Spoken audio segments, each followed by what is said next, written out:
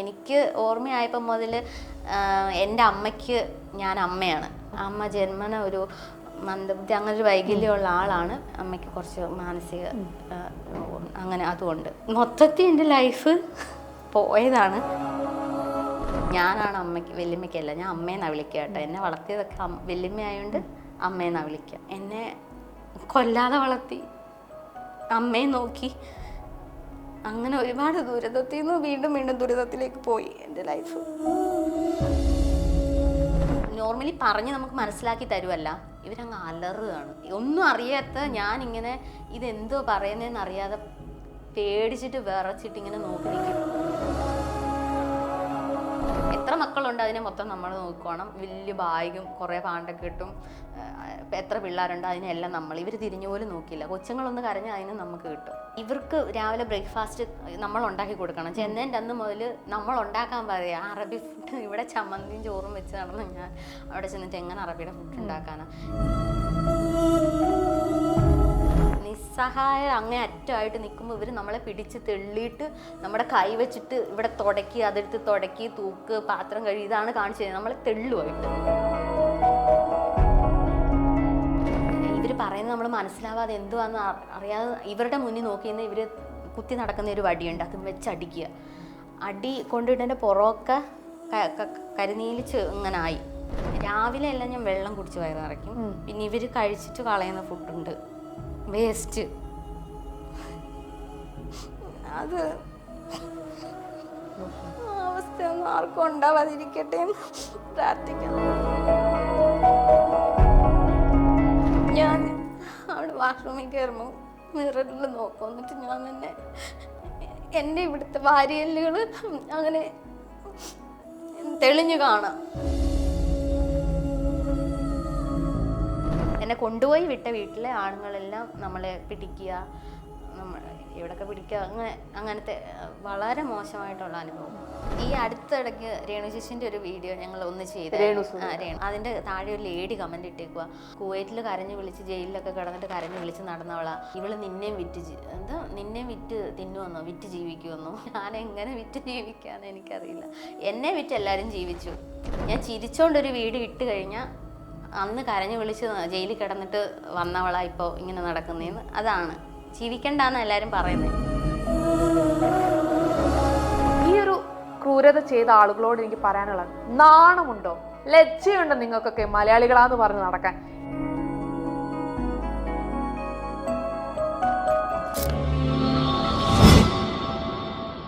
This video is powered by Youth Face.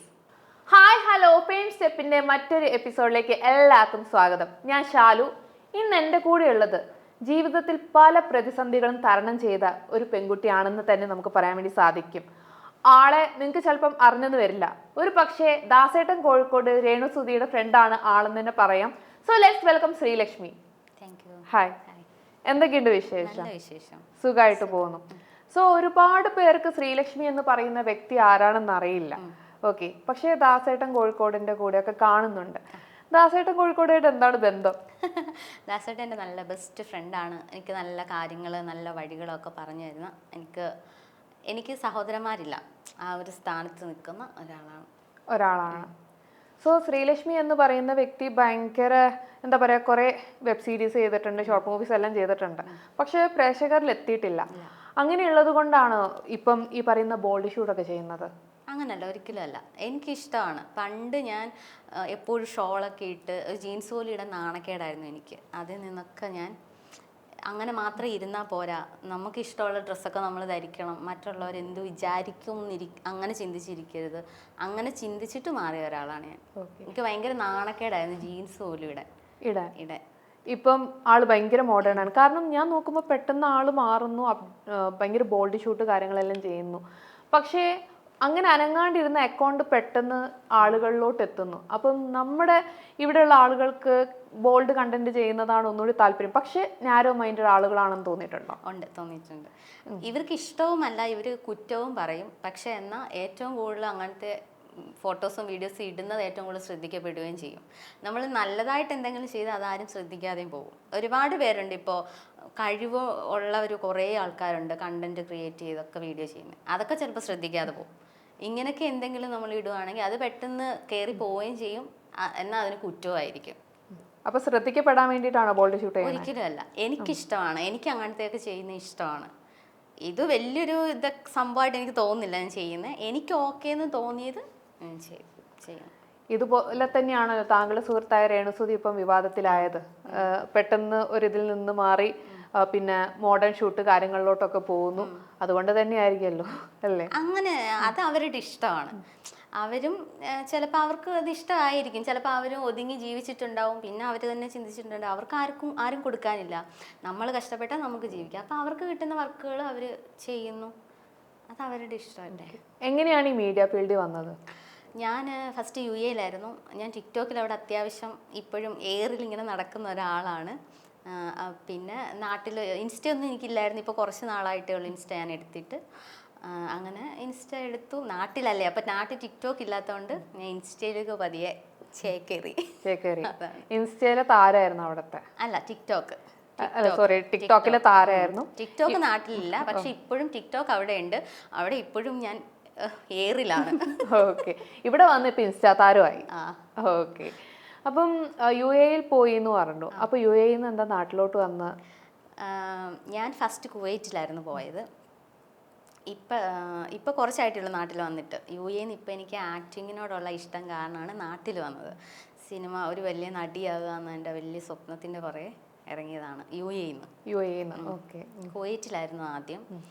ഇപ്പോൾ ഈ ടിക്ടോക്കിലൊക്കെ വിവാദമായതും, ഇപ്പോൾ ഞാൻ എന്തെങ്കിലും ഇങ്ങനത്തെ ഡ്രസ്സ് ഇട്ടാലോ, അല്ലെങ്കിൽ എപ്പോഴും ഇപ്പോൾ ദാസേട്ടൻ്റെ കൂടെ വീഡിയോ ചെയ്യുമ്പോൾ തന്നെ ഞാൻ വളരെ മോശക്കാരിയാണ്. അത് കുവൈറ്റിൽ എനിക്ക് എൻ്റെ ജീവിതത്തിൽ സംഭവിച്ച ഒരു വലിയ ഒരു ദുരന്തം കാരണമാണ് എനിക്കിപ്പോൾ ഇങ്ങനെ ഒരു മോശം പേരും വരുന്നത്. എന്ത് പറ്റി കുവൈറ്റിൽ? നമ്മളിപ്പോൾ പറഞ്ഞ പോലെ കുടുംബം നോക്കാൻ വേണ്ടിയിട്ട് പോയതാണ്. നാട്ടിൽ നിന്ന് കുറേ ലോണുകളും കാര്യങ്ങളൊക്കെ എടുത്ത് ഒരു ലേഡി അവർ പറഞ്ഞതിൻ്റെ പേരിൽ കുറേ ലക്ഷങ്ങൾ മുടക്കിയിട്ട് അവരെനിക്ക് വലിയ വാഗ്ദാനങ്ങളൊക്കെ തന്ന് കുവൈറ്റിൽ പോയതാണ്.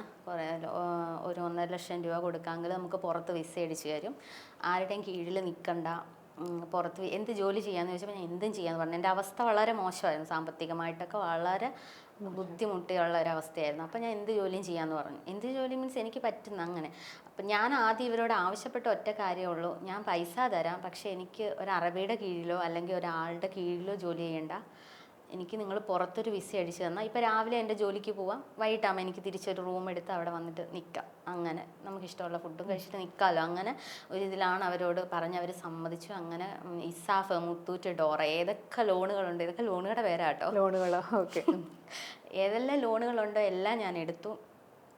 എല്ലാ ലോണും എടുത്ത് ഈ കിട്ടിയ കാശുകളെല്ലാം സ്വരുക്കൂട്ടി ഇവർക്ക് ഞാൻ അയച്ചു കൊടുത്തു. ഇവർ പറയുമ്പോൾ ഇവർ അക്കൗണ്ട് ഇട്ട് കൊടുത്തു. ഇവർ വിസ എല്ലാം ശരിയായി എന്ന് പറഞ്ഞു, എല്ലാം പോകാൻ സെറ്റായി. വീണ്ടും ഇവർ എന്നോട് പറഞ്ഞു ടിക്കറ്റും നീ തന്നെ എടുത്തിട്ട് പറഞ്ഞു. ഇത്രയും ലക്ഷങ്ങൾ കൊടുത്തിട്ടും വീണ്ടും ഫ്ലൈറ്റ് ടിക്കറ്റും നീ തന്നെ എടുത്തിട്ട് വരണമെന്ന് പറഞ്ഞു. അങ്ങനെ ഫ്ലൈറ്റ് ടിക്കറ്റും ഞാൻ തന്നെ എടുത്തു. പിന്നെ പുള്ളിക്കാരത്തിൻ്റെ അച്ഛൻ ഇടയ്ക്കൊന്ന് വരുമെന്ന് പറഞ്ഞു. അപ്പോൾ പുള്ളിക്കാരനും കാശ് കൊടുക്കണമെന്ന് പറഞ്ഞിട്ട് 10-30,000 രൂപ പുള്ളിക്കും ഡയറക്റ്റ് കൊണ്ടുപോയി കൊടുക്കുമായിരുന്നു. അങ്ങനെ കൊടുത്തു. അങ്ങനെ എനിക്ക് മൊത്തത്തിൽ അവിടെ നിന്നും നഷ്ടം, നാട്ടിൽ നിന്നും നഷ്ടം, എല്ലാം കൂടി 3.5 ലക്ഷം രൂപ ഇവരുടെ പേരിൽ പോയി. ആ കട ഞാൻ ഈ കഴിഞ്ഞ ഒരിട കൊണ്ടാണ് വീട്ടിൽ തീർത്തത്. ഇത്രയും ലക്ഷങ്ങൾ ഞാൻ വീട്ടിൽ തീർത്തത്. വല്ലവരും കൊണ്ടുപോയ കാശ് ഞാൻ വീട്ടിൽ തീർത്തു. ഇവിടുന്ന് കുവൈറ്റിൽ ചെന്നപ്പോൾ ഫസ്റ്റ് ചെന്നിറങ്ങിയപ്പോൾ അവരുടെ റൂമിൽ നിർത്തി. അവർ എൻ്റെ അറിവിൽ നാട്ടിൽ കല്യാണം കഴിച്ച് മക്കളൊക്കെ ഉള്ളതാണ്. പക്ഷെ അവിടെ ഈ ലേഡി അവിടെ ഞാൻ ചെല്ലുമ്പോൾ ഇവരുടെ കൂടെ അവിടെ വേറൊരാണുണ്ട്.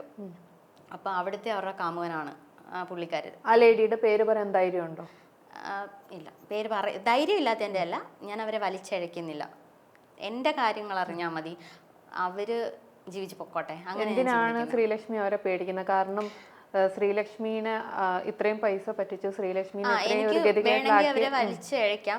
പക്ഷെ എന്തായാലും അവരുടെ പ്രൊഫൈലൊക്കെ രംഗത്ത് വരും. കാരണം എനിക്ക് അങ്ങനെ സംഭവിച്ചപ്പോൾ കുറേ ആൾക്കാർ അവരുടെ ടിക്ടോക്ക് ഐഡികളൊക്കെ ഇട്ട് അവരെ പുറത്ത് കൊണ്ടുവന്നിട്ടുണ്ടായിരുന്നു, ഇന്ന ആൾക്കാരാണെന്ന് പറഞ്ഞിട്ട്. എന്തായാലും അത് അങ്ങനെ വല്ലതും വരുന്നെങ്കിൽ വന്നോട്ടെ, ഞാൻ കാരണം ഇനി അവർക്കൊരു. എന്നിട്ട് എന്താ സംഭവിച്ചത്? എന്നിട്ട് ഞാൻ ചെല്ലുമ്പോൾ അവിടെ ഒരാണുണ്ട്. അപ്പോൾ ഇവർ തമ്മിൽ ഇങ്ങനെ അവിടെ നിൽക്കുന്നതാണെന്ന് പറഞ്ഞു, ഒന്നിച്ച് താമസിക്കുന്നതാണ്. ഇവർ അവിടുത്തെ കാമുകനാണ്. അങ്ങനെ ഓക്കെ, ഞാൻ അന്നത്തെ ദിവസം അവിടെ നിന്നു. പിറ്റേന്ന് ഇവർ ഒരു വൈകിട്ടൊക്കെ ആയപ്പോൾ ഇവർ പറഞ്ഞു, നിനക്കൊരു അറബിയാണ് വിസ അടിച്ചു തരുന്നത്, അപ്പോൾ ആ അറബിയുടെ വീട്ടിൽ നമ്മളൊന്ന് പോകണം, പോയിട്ട് 3 ദിവസം ഈ അറബിയുടെ വീട്ടിൽ നിൽക്കണം. കാരണം അറബിയുടെ വീട്ടിൽ കുറച്ച് കുഞ്ഞു പിള്ളേരുണ്ട്. ബേബി കെയറിനാണ് എന്നെ കൊണ്ടുവന്നത്. വീട്ടിൽ പോയി ഓരോരുത്തരുടെ വീട്ടിൽ പോയിട്ട് കുഞ്ഞുങ്ങളെ നോക്കുക, വൈകിട്ടാകുമ്പോൾ നമ്മുടെ വീട്ടിൽ വരിക, നമ്മുടെ റൂമിൽ വരിക, റെസ്റ്റ് എടുക്കുക, തിരിച്ച് രാവിലെ വീണ്ടും ജോലിക്കുക. അങ്ങനെയാണ് ഞാൻ പറഞ്ഞു പോകുന്നത്. അപ്പോൾ ഈ അറബിയുടെ വീട്ടിൽ 3-4 ദിവസം നിന്ന് അവരുടെ കുഞ്ഞുങ്ങളെ നോക്കി കഴിയുമ്പോൾ അവർ വിസ അടിക്കുകയുള്ളൂ എന്ന്. കാരണം ഞാൻ കുട്ടികളെ നല്ലപോലെ നോക്കുന്നുണ്ടെന്ന് അവർക്ക് ഉറപ്പ് വന്നതിന് ശേഷമേ എനിക്ക് വിസ അടിക്കുകയുള്ളൂ എന്ന് പറഞ്ഞു. എനിക്ക് അറബി സംസാരിക്കാൻ അറിയില്ല, ഇംഗ്ലീഷ് നല്ലപോലെ സംസാരിക്കാൻ അറിയത്തില്ല. ഞാനത് വിശ്വസിച്ചു.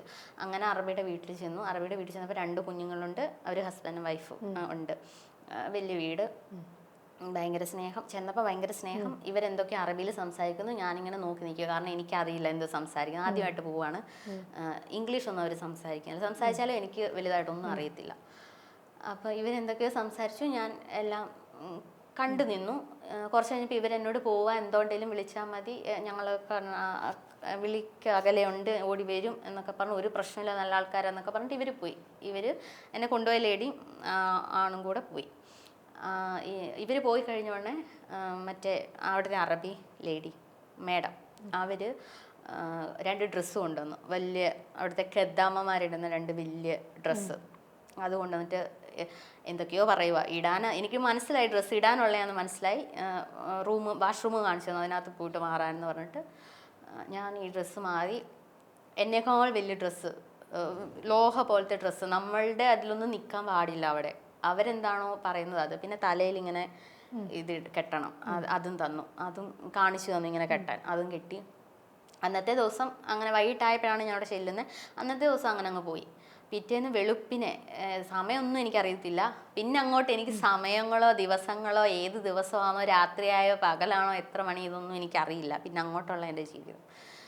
ഇവർ രാവിലെയാണ്, നേരം വെളുത്തപ്പാണ് വിളിച്ചിട്ട് എന്തൊക്കെയോ ഇവർ നോർമലി പറഞ്ഞ് നമുക്ക് മനസ്സിലാക്കി തരുമല്ല, ഇവരങ്ങ് അലറുകയാണ്. എന്തൊക്കെയോ കിടന്ന് അലറുക, എന്തൊക്കെയോ പറയുന്നു.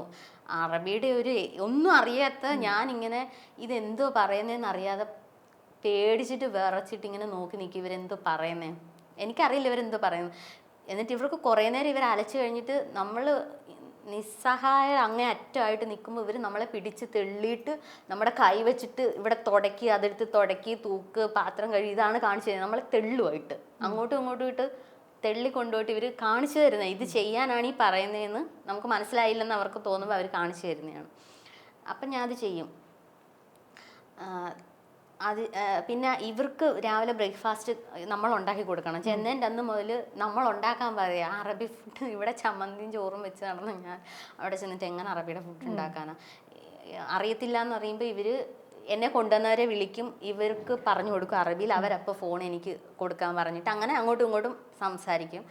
അപ്പം എനിക്ക് മനസ്സിലായി ഇന്നതൊക്കെ ചെയ്യാൻ പറഞ്ഞ്. ഇവർക്ക് ഓംപ്ലേറ്റ് കാര്യങ്ങളെല്ലാം അന്നേരം ഇവർ കുറച്ച് നേരം ഇവർ തന്നെ എന്നെ കൊണ്ടുവരും തന്നെ പറഞ്ഞു, ഒന്ന് കാണിച്ചു കൊടുത്താൽ മതി, പിന്നെ ചെയ്തോളൂ എന്ന്. അപ്പോഴേ ഞാൻ ചോദിക്കുന്നുണ്ട്, ഞാൻ ഇത് ചെയ്യാനല്ല വന്നേ, ഈ വീട്ടുജോലികൾ ചെയ്യാനല്ല ഞാൻ വന്നേ എന്ന് ഞാൻ എന്നെ കൊണ്ടുപോയവരോട് തന്നെ ഫോൺ തരുമ്പോൾ ഞാൻ ചോദിക്കുന്നുണ്ട്, ഇതിനല്ലല്ലോ ഞാൻ വന്നേ.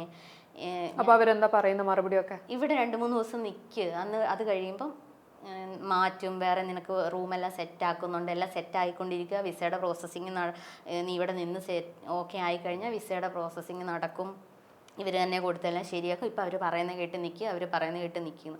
നമുക്ക് നിന്നേ പറ്റൂ, അതാണ് അവസ്ഥ. തിരിച്ച് നാട്ടിൽ പോകാൻ പറ്റുന്ന അവസ്ഥയൊന്നുമല്ല.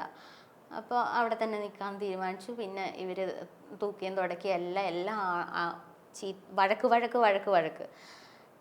ഒരു ഉച്ചയൊക്കെ ആയപ്പോഴത്തെ ഇവരുടെ ബ്രേക്ക്ഫാസ്റ്റ് എല്ലാം ഞാനും അവിടുത്തെ മേഡം എന്ന് തന്നെ വിളിക്കാൻ ദ്രോഹിച്ചാലും അറബി അവർ കൂടെ എല്ലാം ചെയ്ത് ഇവർക്ക് കഴിക്കാനുള്ള എല്ലാം കൊടുത്ത്. കുഞ്ഞുങ്ങളെ ഇവർ നോക്കൂല, ഇവരുടെ കുഞ്ഞുങ്ങളെ ഇവർ നോക്കുകയില്ല. കരഞ്ഞാലും നോക്കില്ല, ഒന്നിനും നോക്കില്ല, നമ്മൾ നോക്കിക്കോണം. എത്ര മക്കളുണ്ട് അതിനെ മൊത്തം നമ്മൾ നോക്കിക്കോണം. വലിയ ബാഗും കുറേ പാണ്ടൊക്കെ കിട്ടും. എത്ര പിള്ളേരുണ്ട് അതിനെല്ലാം ഇവർ തിരിഞ്ഞു പോലും നോക്കില്ല. കൊച്ചുങ്ങളൊന്ന് കരഞ്ഞാൽ അതിന് നമുക്ക് കിട്ടും. മക്കളെ നോക്കില്ല ഇവർ. കുഞ്ഞുങ്ങളുടെ കാര്യമെല്ലാം ചെയ്തു. എന്നിട്ട് നേരെ ഇവരെവിടെയോ പോവുക, എവിടെയാണെന്ന് എനിക്കറിയില്ല. അങ്ങനെ വണ്ടിയിൽ കയറി ഒരു വീട്ടിൽ ചെന്നു. അത് ഇവരുടെ വീട് മേഡത്തിൻ്റെ അമ്മയൊക്കെ ഉള്ള വീട്ടിലാണ്. ആ വീട്ടിൽ ചെല്ലുന്നു. അവിടെ ചെന്നിട്ട് ഒരു പൊടിക്കുഞ്ഞാണുള്ളത്, അതിനെ അവിടെ കിടത്തുന്നു. ആ അമ്മ ക്യാൻസർ വന്നിട്ട് ചെസ്റ്റൊക്കെ എല്ലാം റിമൂവ് ചെയ്തിട്ട് ഭയങ്കര തടി. ഞാൻ അന്ന് എനിക്ക് 22 വയസ്സാണ്, ഇപ്പം ഞാൻ ഇത്രയേ ഉള്ളൂ. അവരെ ഞാൻ പിടിക്കുകയും എടുക്കുകയും വാഷ്റൂമിൽ കൊണ്ടുപോയി അങ്ങനെ കാര്യങ്ങളെല്ലാം ചെയ്യണം. എന്നെക്കൊണ്ട് പറ്റുന്ന കാര്യമല്ല അതൊന്നും. ഓരോ സമയത്ത് ഇവർ വിളിക്കുമ്പോൾ ഞാൻ പറയുന്നുണ്ട് എനിക്കിത് പറ്റുന്നില്ല, എന്നെക്കൊണ്ട് ചെയ്യാൻ പറ്റുന്ന പണിയല്ല ഇത്. ഈ ഇത്രയും പ്രായമുള്ള സ്ത്രീയെ ഞാൻ പിടിച്ചാലൊന്നും നിൽക്കില്ല. ഇവർ ഭയങ്കരമായിട്ട് ഉപദ്രവിക്കുക. ഇവർ വാഷ്റൂമിൽ പോയിരിക്കുമ്പോൾ ഇവരുടെ ഒരു സ്വഭാവമാണ് നമ്മൾ അവിടെ തറ തുടച്ചുകൊണ്ടിരിക്കണം. ഇവർക്ക് വാഷ്റൂമിൽ എപ്പോൾ പോകണമെന്ന് തോന്നിയാലും വാഷ്റൂമിൽ കൊണ്ടിരുത്തി കഴിഞ്ഞാൽ ചുമ്മാ നമ്മളെ ഇട്ട് പണിയെടുപ്പിക്കും. നമ്മൾ അവിടെ തൂത്തും തുടച്ചുകൊണ്ടിരിക്കണം. അവരെന്ത് വാഷ്റൂമിൽ നമുക്കറിയാമല്ലോ, അവരുടെ ആവശ്യങ്ങൾക്ക് അവർ പോകുമ്പോൾ നമ്മളവിടെ ഇരിക്കാൻ പറ്റാത്തൊരവസ്ഥയിൽ പെണ്ണുങ്ങളാണ്. ആണുങ്ങൾ അത്രയും എനിക്ക് തോന്നുന്നില്ല. ഇത്രയും പ്രായമായ സ്ത്രീകൾ ഭയങ്കര ഇതാണ്. തുടയ്ക്കണം, തൂക്കണം, അങ്ങനത്തെ ഇത്. ഇവർ പറയുന്നത് നമ്മൾ മനസ്സിലാവാതെ എന്തുവാന്ന് അറിയാതെ ഇവരുടെ മുന്നിൽ നോക്കിയിരുന്ന് ഇവർ കുത്തി നടക്കുന്ന ഒരു വടിയുണ്ട്, അത് വെച്ചടിക്കുക. അടി കൊണ്ടിട്ടതിൻ്റെ പുറമൊക്കെ കരിനീലിച്ച് ഇങ്ങനെ ആയി. എന്നിട്ട് ഞാൻ എന്നെ കൊണ്ടുപോയവരോട് ഞാൻ പറയുന്നുണ്ട് എനിക്കിവിടെ പറ്റത്തില്ല എന്ന്. അപ്പോൾ ഒരു ദിവസം എന്നെ കൊണ്ടുപോയവർ തന്നെ പറഞ്ഞു, ഞങ്ങൾക്ക് നിന്നെ ഇനി രക്ഷിക്കാൻ പറ്റത്തില്ല എന്ന്. കൊണ്ടുപോയവർ തന്നെ പറയാം ഞങ്ങൾക്ക് നിന്നെ രക്ഷിക്കാൻ പറ്റത്തില്ല. ഞാൻ അതെന്താണെന്ന് ചോദിക്കുമ്പോൾ അത് അറബി ഇനി നിന്നെ വിടത്തില്ല, അവിടെ നിർത്താനാണ് പറയുന്നത്, അവർക്ക് നിന്നെ ഇഷ്ടമായി അവിടെ നിർത്താനാണ് പറയുന്നതെന്ന്. പക്ഷെ അറബിയോട് ഞാൻ 1.5 വർഷം ഞാൻ ആ വീട്ടിൽ നിന്നു. ഇത് സഹിച്ച് 1.5 വർഷം ഞാൻ ആ വീട്ടിൽ നിന്നു. എന്നിട്ട് ഈ 1.5 വർഷം നിന്നപ്പോഴും ഞാൻ പറയുന്നത് എനിക്ക് പോകണം, എന്നെ ഇവിടുന്ന് എങ്ങനെയും വിടുമെന്ന് പറയുമ്പോൾ എന്നെ കൊണ്ടുപോയവർ പറയുന്നത് ഇനി നിന്നെ എവിടുന്ന് വിടത്തില്ല. ഞാൻ പറഞ്ഞു ഇതിനല്ല ഞാൻ വന്നത്, നിങ്ങൾ വിസ അടിച്ച് തരാന്നിട്ടല്ലേ പറഞ്ഞിട്ടല്ലേ വന്നേ. എൻ്റെ വീട്ടിൽ വിളിക്കാൻ എനിക്ക് ഫോൺ തരില്ല. അങ്ങനെ ഫോൺ അവിടെ വെച്ചേക്കുക, അവർ തരില്ല. എനിക്ക് ആരെയും ബന്ധപ്പെടാൻ പറ്റത്തില്ല. അവസാനം പിന്നെ ഇവരുടെയും ബന്ധമില്ലാണ്ടായി. എന്നെ കൊണ്ടുപോയവരും പിന്നെ കോണ്ടാക്ട് ഇല്ലാണ്ടായി. ഇവരിനി അങ്ങോട്ടും ഇങ്ങോട്ടും പറഞ്ഞിട്ടായിരിക്കും ഇല്ലാണ്ടായത് കോണ്ടാക്ട്. എനിക്ക് പുറത്ത് ഒരു ബന്ധവും ഇല്ലാണ്ടായി. എനിക്ക് വീട്ടിൽ വിളിക്കാൻ പറ്റില്ല, എനിക്ക് ആരോടും സംസാരിക്കാൻ എൻ്റെ കാര്യങ്ങൾ അറിയിക്കാൻ പറ്റാണ്ടായി. അങ്ങനെ ഇവരുമായിട്ടും കോണ്ടാക്റ്റ് ഇല്ല. എപ്പോഴെങ്കിലും അറബിയുടെ ഫോണിൽ ഇവർ വിളിച്ചാൽ എപ്പോഴെങ്കിലും ഒന്ന് തരും, എന്നെങ്കിലും ഒരിക്കൽ, ചിലപ്പോൾ ആഴ്ചയിൽ ഒരിക്കലും എങ്ങാനും ഇവർ വിളിക്കുമ്പോൾ എന്നെ കൊണ്ടുപോയവരുടെ കയ്യിലൊന്ന് കൊടുക്കും ഫോണ്. അപ്പോഴേ ഞാൻ ചോദിക്കുന്ന ഇതാണെന്ന് അറിയുമ്പോൾ അവർ പെട്ടെന്ന് ഫോൺ മാറ്റും. എനിക്ക് നാട്ടിൽ പോകണമെന്ന് പറയുമ്പോൾ പെട്ടെന്ന് ഫോൺ മാറ്റും. ഫുഡ് കഴിക്കാനില്ല, ഫുഡ് നമുക്ക് തരില്ല. അപ്പോൾ എന്താ ചെയ്യുന്നത്? രാവിലെ എല്ലാം ഞാൻ വെള്ളം കുടിച്ച് വയറ് നിറയ്ക്കും. പിന്നെ ഇവർ കഴിച്ചിട്ട് കളയുന്ന ഫുഡുണ്ട്, വേസ്റ്റ്. അത് അവസ്ഥയൊന്നും ആർക്കും ഉണ്ടാവാതിരിക്കട്ടെ എന്ന് പ്രാർത്ഥിക്കാം. അവർ കളയുന്ന വേസ്റ്റിൻ്റെ വിശപ്പ് കാരണം ഞാൻ എടുത്ത് കഴിക്കും. അവർ ഇടി നാട്ടിൽ പോകണമെന്ന് പറയുമ്പോൾ അയാൾ പിന്നീട് എനിക്ക് അവിടുത്തെ അറബി പറഞ്ഞ് മനസ്സിലാക്കി തന്നെ എന്നെ ആ വീട്ടിൽ ഇവർ കൊണ്ടുപോയി കൊടുത്തിട്ട് അവരോടും എത്രയോ കാശ് വാങ്ങിയിട്ടുണ്ട്. ആ കാശ് തിരിച്ചു കൊടുക്കാതെ അറബി എന്നെ നാട്ടിൽ വിടില്ല. ഞാനവിടെ 1.5 വർഷം ജോലി ചെയ്ത കാശും എനിക്ക് കിട്ടിയില്ല. അതും എന്നെ കൊണ്ടുവന്നവരുടെ കയ്യിലാണ് കൊടുത്തത്. അവർ നാട്ടിൽ അയക്കുന്നതാണ് പറഞ്ഞത്. എനിക്ക് ബന്ധമില്ലാത്തതുകൊണ്ട് എനിക്കറിയില്ല ക്യാഷ് കൊടുക്കുന്നു. എൻ്റെ വിചാരം കൊടുക്കുന്നുണ്ടാവും, നാട്ടിൽ അയക്കുന്നുണ്ടാവും. നാട്ടിലൊന്നും കിട്ടിയിട്ടില്ല. എനിക്ക് ഏറ്റവും സങ്കടമായത് അവരുടെ കരഞ്ഞപേക്ഷിച്ചിട്ടുണ്ട് എന്നെ എങ്ങനെയും നാട്ടിൽ കയറ്റി വിട്. മനസാക്ഷി കാണിച്ചില്ല. എൻ്റെ ഓരോ എല്ലുകളും ഇങ്ങനെ എണ്ണി പറക്കായിരുന്നു. ഞാൻ അവിടെ വാഷ്റൂമിൽ കയറുമ്പോൾ മിററിൽ നോക്കും. എന്നിട്ട് ഞാൻ തന്നെ എൻ്റെ ഇവിടുത്തെ വാരിയെല്ലുകൾ അങ്ങനെ തെളിഞ്ഞു കാണാം. അങ്ങനത്തെ അവസ്ഥ നിന്നിട്ട് പോലും എന്നോട് അവർക്ക് മനസാക്ഷി തോന്നിയിട്ടില്ല. എന്നിട്ട് അവസാനം എൻ്റെ വീട്ടിൽ നിന്നൊക്കെ ഇവരെ വിളിച്ചു എന്തൊക്കെയോ പ്രശ്നമായപ്പോൾ ഒരിക്കൽ ഈ ലേഡി എന്നെ വിളിച്ചിട്ട് പറഞ്ഞു, നിനക്ക് എങ്ങനെയും ആ വീട്ടിൽ നിന്ന് ഇറങ്ങാൻ പറ്റിയെങ്കിൽ എംബസി ഇറങ്ങാൻ പറ്റിയ നിന്നെ ഞങ്ങൾ രക്ഷിക്കാമെന്ന് പറഞ്ഞു. അങ്ങനെ ഒരു ദിവസം അറബിയുടെ ഫോണിൽ നിന്ന് വിളിച്ചപ്പോൾ എന്നോട് ഇവർ സംസാരിക്കണം. അറബിക്ക് മലയാളം അറിയില്ലല്ലോ. അപ്പോൾ എന്നോട് എങ്ങനെയും ആ വീട്ടിൽ നിന്ന് ഇറങ്ങാൻ പറ്റുമെങ്കിൽ, കാരണം നാട്ടിൽ അങ്ങനെ പ്രശ്നം ഇവർക്ക് വരുന്നുണ്ട്. അപ്പം അതായപ്പോൾ എങ്ങനെയും ആ വീട്ടിൽ നിന്ന് ഇറങ്ങാൻ പറ്റുമെങ്കിൽ നിന്നെ രക്ഷിക്കാമെന്ന് ഇവർ തന്നെ എന്നോട് പറഞ്ഞു. അങ്ങനെ ഈ ലേഡി പറഞ്ഞതിൻ്റെ പേരിൽ എനിക്ക് അവിടെ നിന്ന് ഇറങ്ങാനൊരു അവസരം കിട്ടി. ഇറങ്ങിയിട്ട് ഞാൻ ഇവരെ അറിയിച്ച് ഇറങ്ങിയിട്ട് മീൻസ് ഇറങ്ങിയിട്ടല്ല, ഇറങ്ങുന്നതിന് തൊട്ട് മുന്നേ എനിക്ക് ഫോൺ കിട്ടിയപ്പോൾ ഞാൻ ഇറങ്ങാം എന്ന് പറഞ്ഞിട്ട് ഇവരെ വിളിച്ചു. ഇവരെ ഫോൺ തന്നപ്പോൾ, അറബി ഫോൺ തന്നപ്പോൾ ഞാൻ എങ്ങനെയും ഇറങ്ങുന്നതിന് മുന്നേ വിളിക്കുമെന്ന് പറഞ്ഞു. എൻ്റെ ഫോൺ ഒന്ന് ക്ലീൻ ചെയ്തുകൊണ്ടിരുന്ന സമയത്ത് എനിക്ക് കിട്ടി, ഇതിൻ്റെ അടി വെച്ചിട്ട് കിട്ടി. അതെടുത്ത് ഞാൻ മിസ്കോ അടിച്ചപ്പോൾ അവർ തന്നെ എന്നെ തിരിച്ചു വിളിച്ചു. ഞാൻ പറഞ്ഞു ഇപ്പം ഞാൻ ഇറങ്ങുമെന്ന് പറഞ്ഞു. വേസ്റ്റ് ഇടാൻ പോകുന്ന ഇവർ കൂടെ ഉണ്ട്, പക്ഷെ നമുക്ക് അതിൽ മാറാനൊന്നും പറ്റില്ല. പക്ഷെ ഓടിക്കഴിഞ്ഞ് ഇവരെന്തായാലും കൂടെ ഓടത്തില്ല, പെണ്ണ് അറബി. ഞാൻ ഇറങ്ങിയിട്ട് ഓടി ഇവരുടെ അടുത്ത് ചെന്നു. ഇവരെന്നെ കൂട്ടി. ഇവർ പകുതി വണ്ടിയും കൊണ്ട് വന്നിട്ട് ഇവർ കൂട്ടി. ഞാൻ പാത്തിരുന്ന് റോഡിലൊക്കെ വണ്ടിയുടെ പുറകിലൊക്കെ പാത്തിരുന്ന് ഓടി. എന്നിട്ട് ഇവരെന്നെ കൂട്ടി. എന്നിട്ട് അപ്പോഴത്തേക്ക് കേസ് ഇവരുടെ വീട്ടിലൊക്കെ എത്താമ്പോൾ പോയല്ലോ. അപ്പോഴത്തേക്ക് മിസ്സിങ് ആണല്ലോ, പുറത്തിറങ്ങിയതല്ലേ, പെട്ടെന്ന് പുറത്തിറങ്ങി കാണാതാകുമ്പോൾ ഇവരെന്തായാലും കേസാക്കും. അങ്ങനെ പോയി. എന്നിട്ട് അവർ തന്നെ സ്റ്റേഷനിൽ കൊണ്ടുവരാൻ പറഞ്ഞു. ഇവർ തന്നെ എന്നെ നേരെ സ്റ്റേഷനിൽ കൊണ്ടുപോയി. ഇറങ്ങി വാന്ന് പറഞ്ഞവർ തന്നെ എന്നെ നേരെ സ്റ്റേഷനിൽ കൊണ്ടുപോയിട്ട് അവിടെ എനിക്ക് ഒരു ദിവസം അവിടെ ജയിലിൽ കിടക്കേണ്ടി വന്നു. ഒരു ദിവസം അവിടെ കിടന്നു. അപ്പോൾ അവിടുത്തെ പോലീസുകാരോട് ഞാൻ ഇതൊക്കെ പറഞ്ഞു, തല്ലുന്നതും പറഞ്ഞു. അവർക്ക് എന്നെ കണ്ടപ്പോഴേ മനസ്സിലായി. പറയാൻ അറിയത്തില്ലെങ്കിലും ഞാൻ കാണിച്ചൊക്കെ കൊടുത്തു. അറബിയും പറയാൻ അറിയത്തോണ്ട് കാണിച്ചൊക്കെ കൊടുത്തു. പിന്നെ ഇവർ പറഞ്ഞു നാട്ടിൽ പോകാൻ വേണ്ടിയിട്ട് ഇങ്ങനെ പറഞ്ഞിരുന്നു. അറബി ഇവർക്ക് അന്നേരം മറ്റേ അറബിയെ സപ്പോർട്ട് ചെയ്ത് പറയാനും പറ്റുന്നില്ല, പോലീസിൻ്റെ അടുത്തായി പോയല്ലോ. അതുകൊണ്ട് ഇവർ ഈ പോലീസുകാരോട് നാട്ടിൽ പോകണമെന്ന് പറയുന്നുണ്ട്, ഇങ്ങനെ പെട്ടുപോയി എന്നൊക്കെ എന്തൊക്കെയോ പറഞ്ഞു. പക്ഷെ ഒരു ദിവസം എനിക്ക് അതിനകത്ത് കിടക്കേണ്ടി വന്നു. എൻ്റെ ഭാഗത്ത് തെറ്റില്ലാത്തതുകൊണ്ട് അവർ പിറ്റേന്ന് എനിക്ക് അവിടെ തന്നെ പുറത്ത് പൊക്കോളാൻ പറഞ്ഞിട്ട് ഇവരുടെ കൂടെ തന്നെ കൂട്ടി വിട്ടു. അതുകൊണ്ടാണ് ഇങ്ങനെ കമന്റ്സ് വരുന്നത്, ജയിലിൽ കിടന്നവളാണ് എന്നുള്ള കമന്റ്സ്. അത് മാത്രമല്ലടാ, അത് കഴിഞ്ഞിട്ട് എനിക്ക് വീണ്ടും കിടക്കേണ്ടി വന്നു ജയിലിൽ. എന്ത് പറ്റി? ഇതുപോലെ തന്നെ ഇവിടുന്ന് തന്നെ ഇറക്കിക്കൊണ്ട് പോയിട്ട് വേറെ അതിനെക്കാട്ടി വലിയൊരു അറബിയുടെ വീട്ടിൽ വീണ്ടും പുറത്തിറങ്ങിയപ്പോൾ ഞാൻ ഇവരുടെ കാല് പിടിച്ച് പറഞ്ഞു എനിക്ക് നാട്ടിൽ പോകണം, ഇനി എന്നെ നാട്ടിൽ വിട്, ഇനി എനിക്കിവിടെ ജോലി ചെയ്യണ്ട, ഞാൻ നാട്ടിൽ പൊക്കോളാം, എനിക്ക് കാശും വേണ്ട ഒന്നും വേണ്ട, ഞാൻ തന്നതൊക്കെ പൊക്കോട്ടെ, പക്ഷെ എന്നെ നാട്ടിൽ കയറ്റി വിടെന്ന് പറഞ്ഞു. നാട്ടിൽ എന്തെങ്കിലും പ്രശ്നങ്ങൾ ഉണ്ടായിട്ടുണ്ടാവും, എനിക്ക് പുറത്തെ കാര്യങ്ങളൊന്നും അറിയാൻ പറ്റത്തില്ല.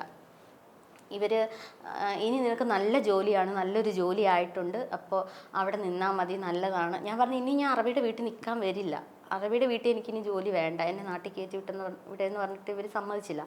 ഇവരുടെ കാല് വീണ് പറഞ്ഞു ഞാൻ ഇനി നിൽക്കത്തില്ല. പക്ഷേ ഇവർ സമ്മതിച്ചില്ല. ഇവർ വീണ്ടും എന്നെ ഒരു അറബിയുടെ വീട്ടിൽ കൊണ്ടുവിട്ടു.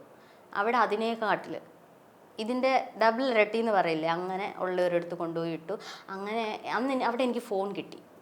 ഇവിടെ എനിക്ക് ഫോൺ കിട്ടിയില്ല, അവിടെ എനിക്ക് ഫോൺ കിട്ടി, ഇടയ്ക്ക് ഫുഡ് കിട്ടും, അങ്ങനെയൊക്കെ കുറച്ച് ഇത് കിട്ടി, സൗകര്യം കിട്ടി. അപ്പോഴാണ് ഈ ഉപദ്രവം ഉണ്ടായിരുന്നു ആണുങ്ങളുടെ. ഈ രണ്ടാമത് ചെന്നെടുത്ത് നമ്മൾ ക്ലീൻ ചെയ്യുക ഇത് ചെയ്യുമെന്ന് പറയുമ്പോൾ പ്രായമുള്ള ഇവിടുത്തെ അച്ഛൻ പ്രായമുള്ളവരൊക്കെ നമ്മളെ കയറി പിടിക്കുകയും ആരും ഇല്ലാത്തപ്പം കയറി പിടിക്കുകയും ചെക്കന്മാരും അങ്ങനെ തന്നെ. അവിടെ ചെക്കന്മാർ കുറേ ഇവരുടെ മക്കളൊക്കെ എല്ലാവരും ഇത് തന്നെ നമ്മളെ അവിടെ ഞാൻ അങ്ങനെ അനുഭവിച്ചു, ഇവിടെ ഞാൻ ഇങ്ങനെ കിടന്ന് അനുഭവിക്കുക. എനിക്കൊന്നും പറ്റില്ല. ഇവിടെ ഒരു 2-3 മാസം അത്രേ ഞാൻ നിന്നുള്ളൂ. അപ്പോഴത്തേക്ക് ടിക്ടോക്ക് അവിടെ ടിക്ടോക്ക് ഭയങ്കര വൈറലാണെന്ന് ഞാൻ അറിഞ്ഞു. എൻ്റെ ഒരു ചേച്ചി മെസ്സേജ് അയച്ചു വാട്സാപ്പിൽ. അങ്ങനെ എനിക്ക് സിമ്മൊക്കെ ഇവരെടുത്ത് തന്നിട്ടുണ്ടായിരുന്നു. പഴയ വീട്ടിൽ എനിക്ക് അതൊന്നും ഓപ്പൺ ആക്കാനോ ഫോൺ കൈ തരുമൊന്നും ഇല്ലായിരുന്നു. പക്ഷേ ഈ വീട്ടിൽ ഫോൺ ഉപയോഗിക്കായിരുന്നു, സിമ്മിനകത്തുള്ളതുകൊണ്ട്. അങ്ങനെ എന്നിട്ട് അപ്പോൾ എന്നോട് ടിക്ടോക്കിൽ നീ ഇതൊന്ന് പറഞ്ഞു നോക്ക്, നിൻ്റെ അവസ്ഥയൊന്ന് പറഞ്ഞു നോക്കുന്നു. അങ്ങനെയാണ് ടിക്ടോക്കിൽ ഞാൻ കരഞ്ഞുകൊണ്ട് എൻ്റെ അവസ്ഥകൾ എല്ലാവരെയും അറിയിച്ചു. അന്ന് ഞാൻ കരഞ്ഞുകൊണ്ട് ഇന്ന് ഞാൻ കരയണമെന്നാണ് എല്ലാവരും പറയുന്നത്. ഇന്ന് ഞാൻ ചിരിക്കാൻ പാടില്ല, ഇനി ഞാൻ ചിരിക്കരുത്. ഞാൻ ചിരിച്ചോണ്ടൊരു വീഡിയോ ഇട്ട് കഴിഞ്ഞാൽ അന്ന് കരഞ്ഞു വിളിച്ച് ജയിലിൽ കിടന്നിട്ട് വന്നവളാ ഇപ്പോൾ ഇങ്ങനെ നടക്കുന്നതെന്ന്. അതാണ് ജീവിക്കണ്ടെന്ന് എല്ലാവരും പറയുന്നത്, കരഞ്ഞുകൊണ്ടിരിക്കാൻ. അതുകൊണ്ടാണ് അങ്ങനത്തെ കമന്റ്സ് നേരിടേണ്ടി വരുന്നത്. എന്നിട്ട് അങ്ങനെ ഞാനിങ്ങനെ എൻ്റെ പ്രശ്നങ്ങൾ പറഞ്ഞു. അപ്പോൾ അച്ചായൻ കുവൈറ്റ് എന്ന് പറഞ്ഞിട്ട് ഒരാളുണ്ട്. അപ്പോൾ ഇവർ എന്നോട് എനിക്ക് ഈ വീട്ടിൽ നിന്നും പോകാൻ പറ്റില്ല, ഈ വീട്ടിലെ അറബിയും പറയുന്ന സെയിം ഇവർ ആരോ സംസാരിച്ചോ പറയുന്നത് അവർ കാശ് വാങ്ങിയിട്ടുണ്ട്, ആ കാശ് എത്രയോ കുവൈറ്റിലെ പൈസ കൊടുക്കാമെങ്കിൽ എന്നെ വിടും. ഇവർ രണ്ടാമതും കൊണ്ടുപോയി എന്നെ കൊടുത്തിട്ട് ഇവർ കാശ് വാങ്ങുക. അങ്ങനത്തെ ഒരു അവസ്ഥ. വിൽക്കുമല്ലോ, കൊണ്ടു കടന്ന് വിൽക്കൂ എന്ന് പറയില്ലേ, അങ്ങനെ കൊണ്ടു കടന്ന് വിൽക്കുക. അതായിരുന്നു അവർ ചെയ്തത്. എന്നിട്ട് അപ്പോൾ എന്നോട് പറഞ്ഞു നിന്നെ അവിടെ നിന്ന് രക്ഷിക്കാൻ പറ്റില്ല, എങ്ങനെയാലും നീ എംബസിയിൽ എത്തിക്കഴിഞ്ഞാൽ നീ നാട്ടിൽ പോവാം, നീ രക്ഷപ്പെട്ടു, എങ്ങനെയാലും നീ അടുത്ത വഴി എംബസിയിലെത്തുക, അത് നോക്കാൻ പറഞ്ഞു. അപ്പോൾ ഞാൻ ടിക്ടോക്കിൽ 2 കൂട്ടുകാരെ കണ്ടുപിടിച്ചു. അപ്പോൾ അവരോട് അവർക്ക് എൻ്റെ അവസ്ഥ ഇങ്ങനെ ഇട്ടപ്പോഴേ ഒരുപാട് മെസ്സേജുകളും കാര്യങ്ങളും വരുന്നുണ്ട്, എങ്ങനെയും രക്ഷപ്പെടുത്താനുള്ള എല്ലാവരും നോക്കുന്നുണ്ട്. പക്ഷേ അതിനകത്ത് പെട്ടുപോയി. അറബിയുടെ വീട്ടിൽ പെട്ടതാ. അവരെ ചോദിക്കുന്ന എത്രയാണോ അത് കൊടുക്കണം. ആരെങ്കിലും നമുക്കത് കൊടുത്തിട്ട് നമ്മളെവിടെ നിന്ന് ഇറക്കും അവിടുത്തെ പൈസ കൊടുത്തിട്ട്. അപ്പോൾ ഒരു ദിവസം ഇതുപോലെ അവിടെ നിന്ന് എങ്ങനെ എംബസി രക്ഷപ്പെടാമെന്ന് വിചാരിച്ചിട്ട് ഞാൻ ആ വീട്ടിൽ നിന്ന് ഇറങ്ങിയിട്ട് എൻ്റെ കൂടെ ഉണ്ടായിരുന്ന, ഞാൻ പറഞ്ഞില്ലേ ടിക്ടോക്കിൽ നിന്ന് 2 പേരെ പരിചയപ്പെട്ട് അവരെ വിളിച്ചിട്ട് ഞാൻ പറഞ്ഞു ഇതുപോലാണ്, എന്നെ പെട്ടെന്ന് എംബസി കൊണ്ടുവിടാൻ പറഞ്ഞു. എല്ലാവരും പറയുന്നത് എങ്ങനെയും എംബസിയിൽ എത്തിക്കഴിഞ്ഞാൽ പിന്നെ ഇവർക്കൊന്നും ചെയ്യാൻ പറ്റില്ല. ഇന്ത്യൻ എംബസിയിൽ എത്തിക്കഴിഞ്ഞാൽ പിന്നെ എംബസിക്കാർ നമ്മളെ നാട്ടിൽ കയറ്റി വിടും. ഇവർക്ക് പിന്നെ തിരിച്ച് നമ്മളെ കൊണ്ടുപോകാനോ പിന്നെ നമ്മളെ ജയിലിലിടാനോ ഒന്നും പറ്റില്ല. പക്ഷേ ഞാൻ അവിടെ നിന്ന് ഇറങ്ങിയിട്ട് എൻ്റെ ഒരു ചേച്ചി ഉണ്ടെന്ന് പറഞ്ഞു. ഞാൻ നേരെ എംബസി പോവാതെ ചേച്ചിയുടെ അടുത്താണ്. അപ്പോൾ ചേച്ചി പറഞ്ഞു ചേച്ചിയുടെ അടുത്തേക്ക് പെട്ടെന്ന് കൊണ്ട് ചേച്ചി അവിടെ നിന്ന് എംബസിയിലേക്ക് കൊണ്ടുപോകാന്ന് പറഞ്ഞു. ഇവർ ചെറിയ പിള്ളേരാണ്, ചിലപ്പോൾ പോകുന്ന വഴിക്കെങ്ങാണം എന്തെങ്കിലും ആവുമോ പിടിക്കുമോ ഒന്ന് പേടിച്ചിട്ട് നേരെ ചേച്ചിയുടെ അടുത്ത് പോയി.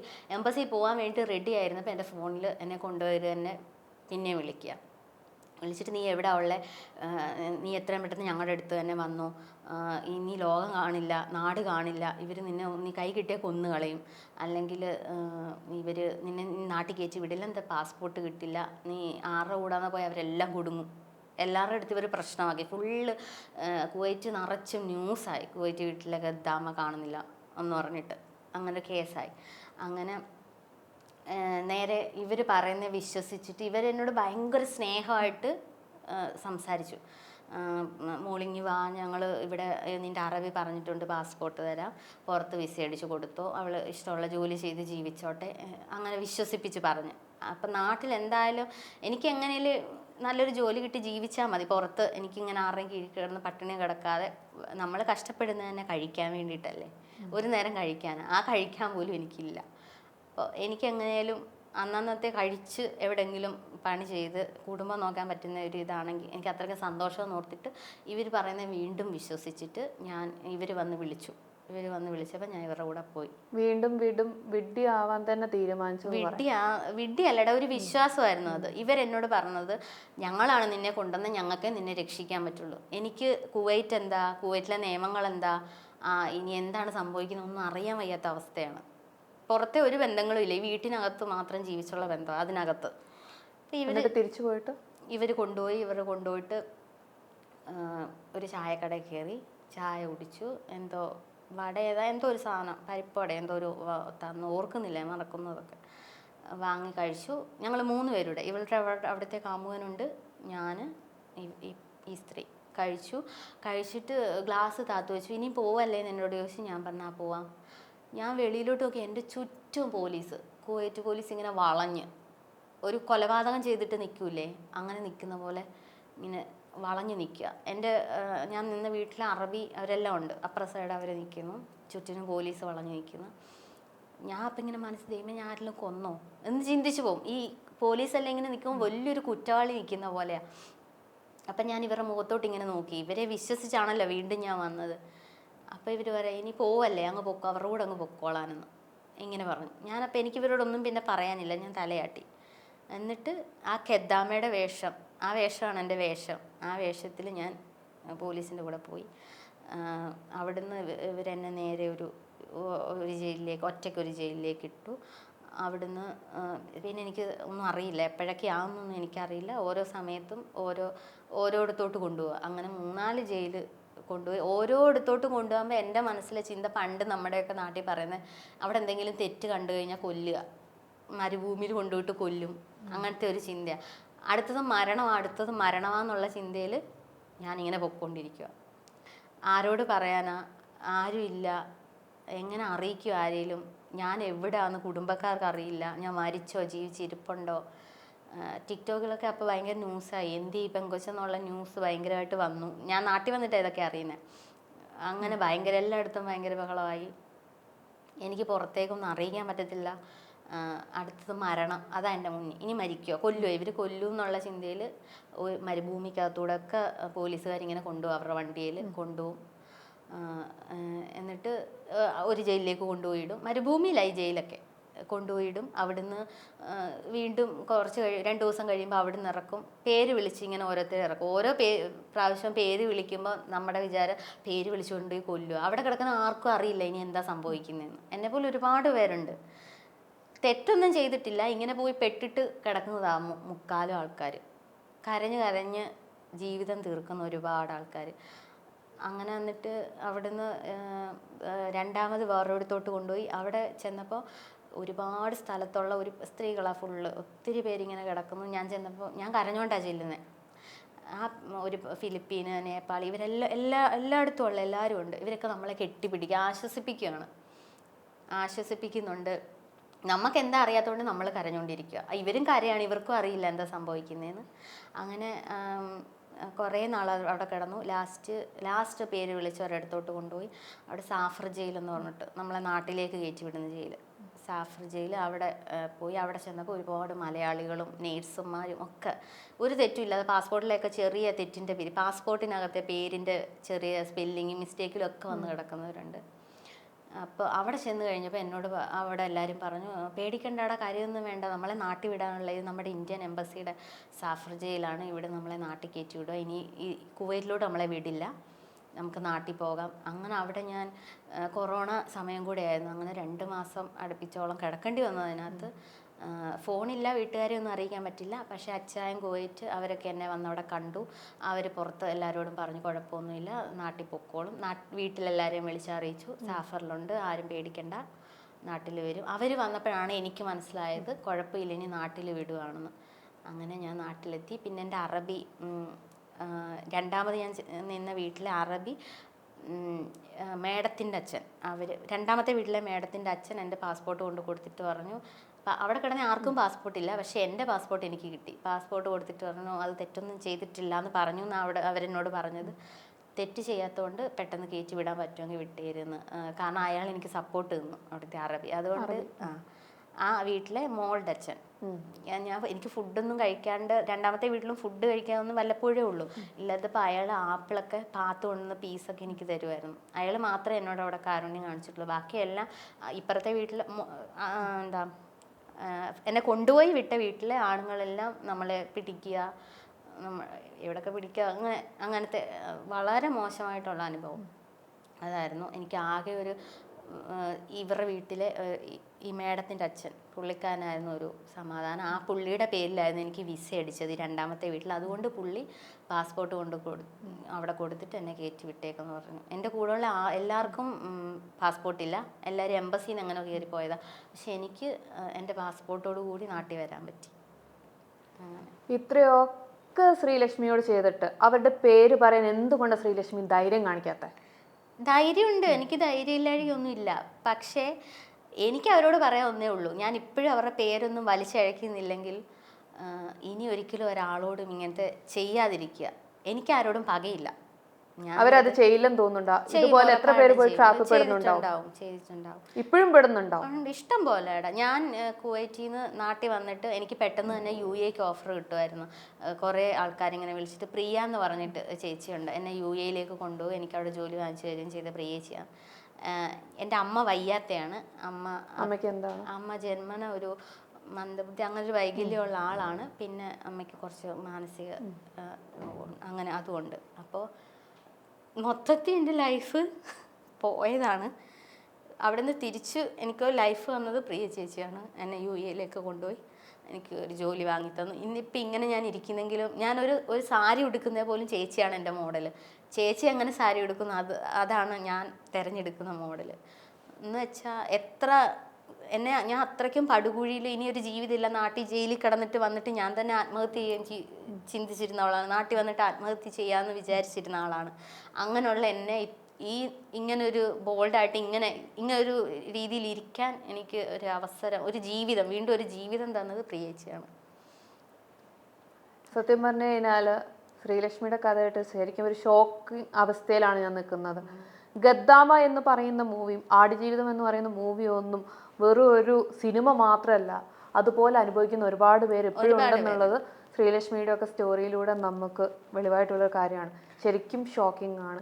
അതും ചെയ്യുന്നത് മലയാളികളായിട്ടുള്ള ആളുകൾ സ്ത്രീകളെ കടത്തുക, ഒരു മനുഷ്യക്കടത്താണ് നടന്നുകൊണ്ടിരിക്കുന്നത്. ഇത്രയും വലിയ ഇല്ലീഗൽ ആക്ടിവിറ്റി ചെയ്തിട്ടും ഇവിടെ നടന്നുകൊണ്ടിരിക്കുന്നത് പോലീസുകാർ അറസ്റ്റ് ചെയ്തത് കൊണ്ടുവന്നത് യാതൊന്നും അറിയാത്ത ആളുകളെ. ഇപ്പൊ എനിക്ക് കറക്റ്റ് ഓർമ്മ വരുന്നത് കാവ്യമാധവൻ ചെയ്ത ഗദ്ദാമ എന്ന് പറയുന്ന മൂവിയാണ്.